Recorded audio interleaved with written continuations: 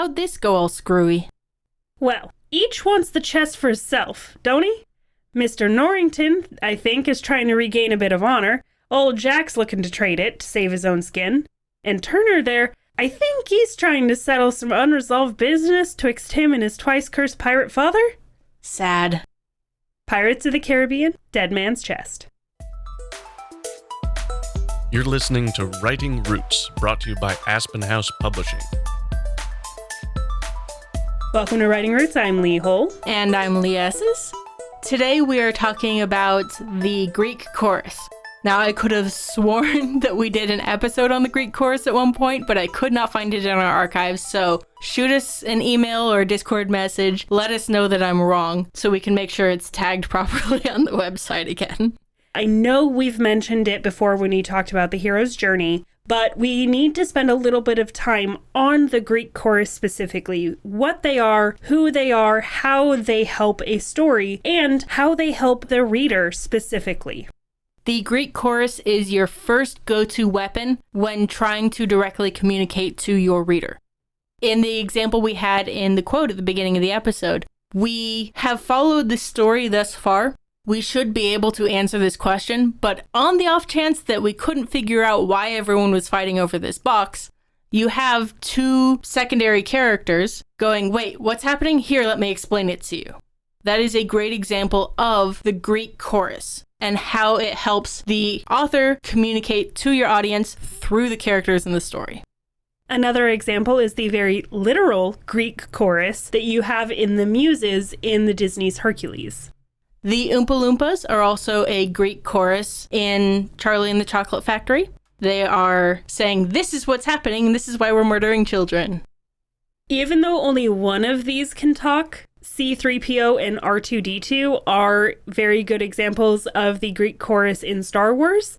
And we get to see the reactions to R2 as our way of interpreting what he was saying. There is a kind of Greek chorus that serves the same purpose, so it ends up in this episode, and that's the narrator. So in Lemony Snicket and How I Met Your Mother, both of those have the narrator telling the reader, dear reader, these are things that we're talking about. In How I Met Your Mother, future Ted is telling his kids about past Ted. You also see that in Tress of the Emerald Sea with the character Hoyd, where he is part of the story, but also telling the story in a narration style. There are very common ways that this Greek chorus is represented in the story to specifically, again, help the reader understand the story, understand the characters, and what's happening. The first of those is that the author is a character that allows that Hoyd or Lemony Snicket narration style where the narrator is talking directly to the reader to help answer questions. Another common trope is literal backup singers for your hero. That's the example we shared earlier with Hercules, where you have the Muses that are narrating specific aspects of Hercules' life, such as the fall of the Titans and how Zeus came to power, and then the narration of how Hercules, after beginning training with Phil, suddenly becomes a hero well respected in the area. The whole Zero to Hero song. Oompa Loompas also fall into that backup singers collection, where they're just here to tell the audience what's happening through jazz hands.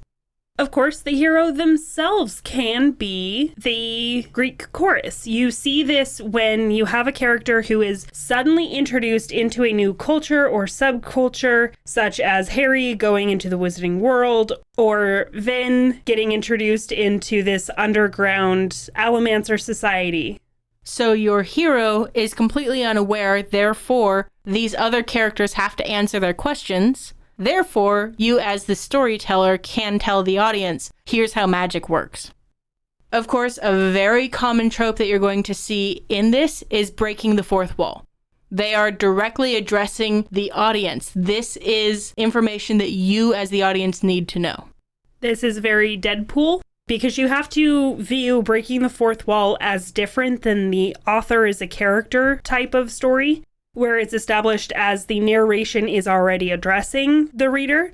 Breaking the fourth wall is taking it out of its usual context and suddenly addressing the reader when that's not the normal. The last trope I want to talk about is one that I got the name from tvtropes.org, and that is the snark knight. You're going to see this Greek chorus character, the one explaining stuff to your audience, as a very snarky type character, such as Hoyd in Tress in the Emerald Sea. He has a lot of personality behind what's going on.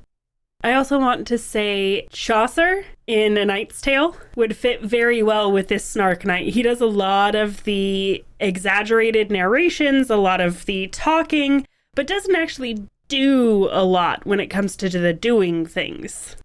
One of the common traits that you're going to see with these Greek chorus characters is they often come in threes.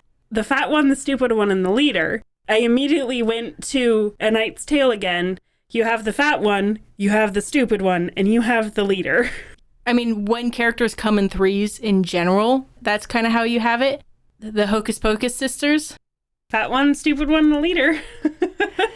So having these three is very helpful to make sure that as a group that they're individually interesting, but can still be seen as a group. It doesn't look like one character. If you are in a place of being able to create a musical, the Greek chorus often sings. Again, Hercules, Oompa Loompas, any of the musicals, you'll find some form of Greek chorus singing to the audience. And in the case of the hero being completely oblivious to how the world works, how this pocket of the world works, the Greek chorus, the informer, can shapeshift quite a bit. I'm going to teach you about this one aspect of how the world works. And then if you want to learn more about how this other aspect of the world works, when we visit this guy, you go tell him. So to be clear, there's kind of two forms of the Greek chorus. You have the Greek chorus that answers the questions, and you have the Greek chorus that asks the questions for the reader and get answers from other people.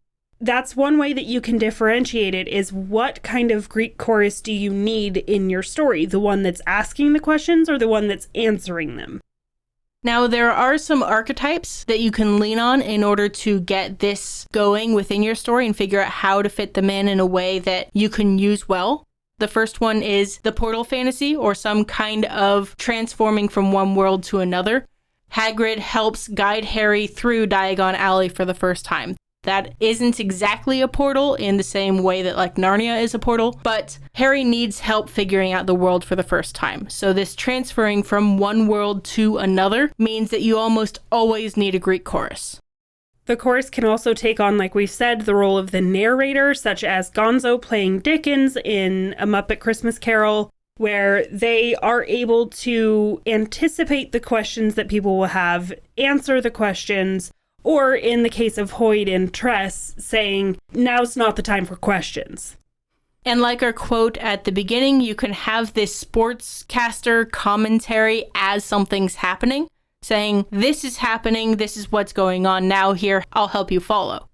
In music, there is a guy who has like morphed and does a lot of comedy with classical music. He goes by the name PDQ Bach.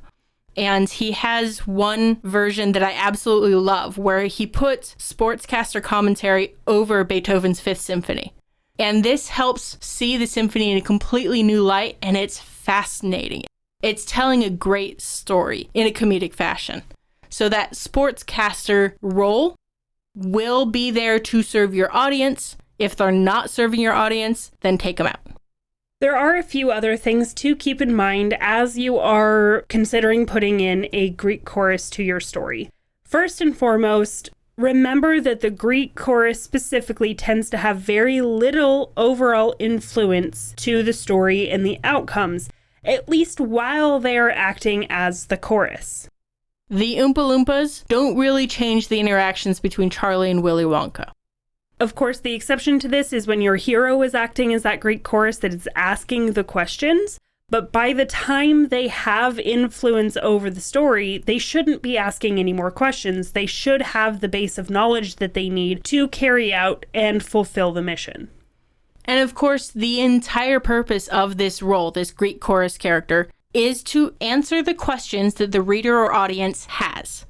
So if the audience is asking, why didn't the character do this?